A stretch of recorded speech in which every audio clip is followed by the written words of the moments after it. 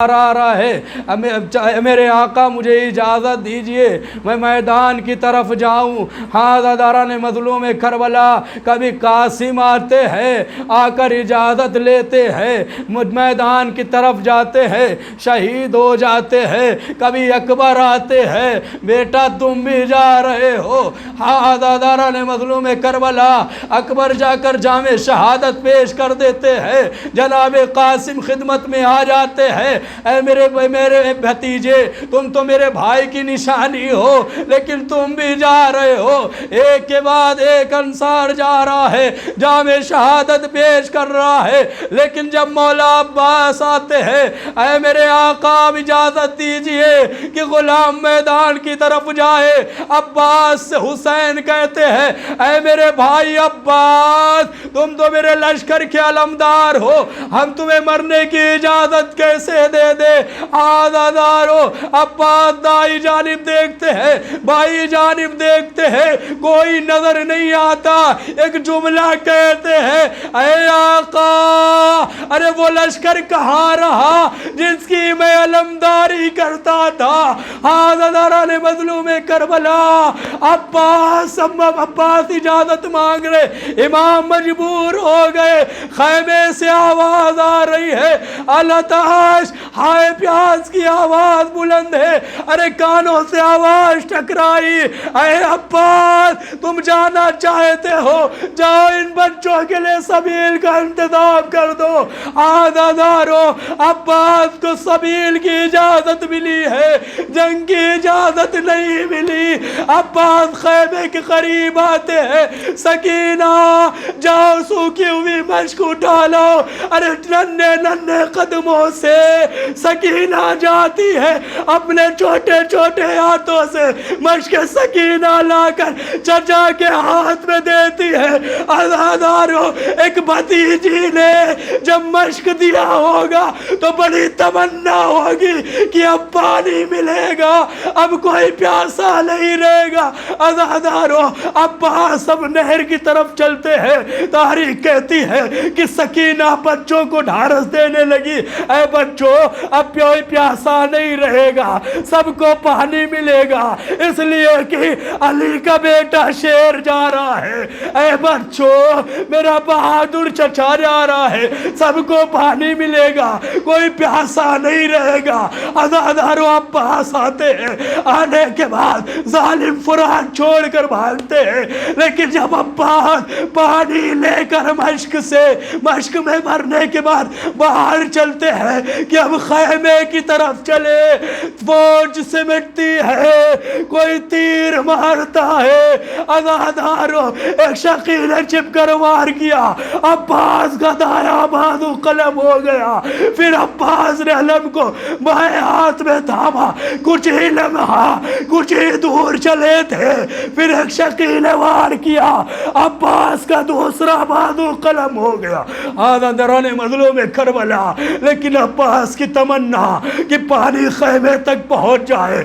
عزادارو، ابھی بھی ظالم دیکھ رہے ہیں کہ عباس کے بازو کاٹ دیے، پھر بھی میرے قبضے میں عباس نہیں آ رہے ہیں۔ اب لوگوں نے کیا دیکھا کہ مشک سکینہ میں عباس کی سانس ہے۔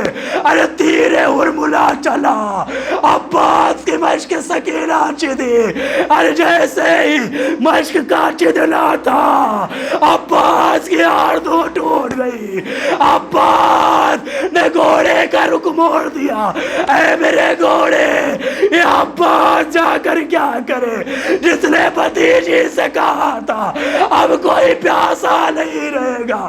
عزادارو، اب وہ بھی وقت آتا ہے، عباس گھوڑے سے زمین پر، لیکن تاریخ کہتی جتنے بھی شہید گھوڑے سے زمین پر آئے سب کے ہاتھ سلامت تھے، لیکن آئے ام البنین کا بیٹا جب گھوڑے سے زمین پر آیا تو بازو سلامت نہ تھے۔ گھوڑے سے منہ کے بل زمین پر عباس آتے، آواز دیتے، ادھر میرا امام، اور کمر کو تھامے ہوئے آواز بلند کرتا، اے عباس تمہارے جانے سے حسین کی کمر ٹوٹ گئی. ارے تاریخ تھی عباس کے قریب کسی طریقے سے امام پہنچے.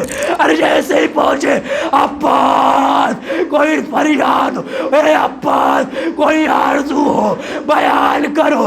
عباس نے کہا اے میرے آقا وصیت یہی ہے میرے لاشے کو خیمے میں نہ لے کر جانا آزادارو. لیکن اب یہاں پر سنیے عباس سے حسین کہتے ہیں اے میرے بھائی عباس میری بھی ایک وصیت ہے. اے میرے عباس دیکھے جب سے تو پیدا ہوا ہے مجھے بھائی نہیں کہا آقا کہہ کر بلایا ہے. عباس حسین کی تمنا ہے ایک بار بھائی کہہ دو. ارے در عباس نے کہا اے آقا ماں نے یہی کہا تھا غلام بن کر رہنا کبھی بھائی نہ کہنا آزادارو. لیکن عباس نے بھائی کہا. روح جنت کو پرواز کر گئی.